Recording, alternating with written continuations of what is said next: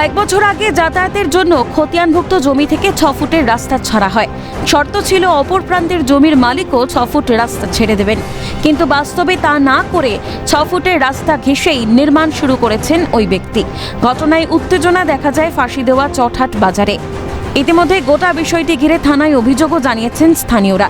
শুক্রবার নির্মাণ কাজের জন্য ছাদ ঢালাইয়ের প্রস্তুতি শুরু করলে বাধা দেয় স্থানীয়রা। অভিযোগ, আগে রাস্তা ছোট থাকায় দমকলের গাড়ি যেতে পারেনি। অন্যদিকে গ্রামের সাধারণ মানুষকে অ্যাম্বুলেন্স করে হাসপাতালে নিয়ে যেতেও সমস্যা হয়। বর্তমানে রাস্তা আরও সংকীর্ণ হলে চটহাট গ্রামীণ পাঠাগারে যাওয়ার রাস্তাও বন্ধ হয়ে যাবে বলে অভিযোগ স্থানীয়দের।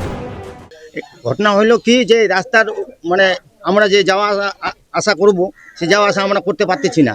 একটা গাড়ি ঘোড়া কোনো কিছু যেতে পারতেছে না। হ্যাঁ, আর এখানে ওরা সামনে সম্পূর্ণ বাড়ি ঘর ছাদ সব কিছু দিচ্ছে, আর আমরা যখন বাধা দিচ্ছে তখন ওরা বলতেছে কি যে না আমাদের খতিয়ানি জমি। তো খতিয়ানি জমি তো আমাদের ওইদিকে খতিয়ানি জমি আছে, আমরা তো ছাড়ছি। আমরা কি ছাড়ি নাই? আমরা তো ছাড়ছি। হ্যাঁ, এর আগেই একটা বাড়িতে আগুন লাগছিল, ফায়ার ব্রিগেড এখানে আসে দাঁড়ায় ছিল, যেতে পারতেছে না। এই জন্য আমরা এখানে আজকে রাস্তা ব্লক করে দিয়েছি। তো আমাদের এই যে রাস্তা আছে, এই রাস্তা 15-16টা গ্রামের যাতায়াত এবং স্কুলের ছাত্রছাত্রী আসছে, ঠিক আছে। এবং গর্ভবতী যে মায়েরা আছে, এখানে অ্যাম্বুলেন্স যেতে পারছে না, কখনো অসুবিধা হচ্ছে।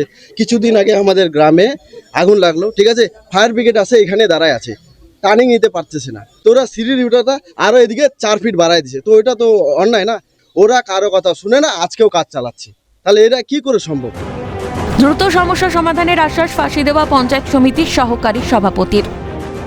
বিডিও সাহেব সভাপতি ম্যাডামের সঙ্গে কথা হয়েছে, বিষয়টা আমরা দ্রুততার সঙ্গে পদক্ষেপ নেওয়ার একটা চেষ্টা করছি, আলাপ আলোচনার মাধ্যমে কিভাবে সমস্যাটা সমাধান করা যায়।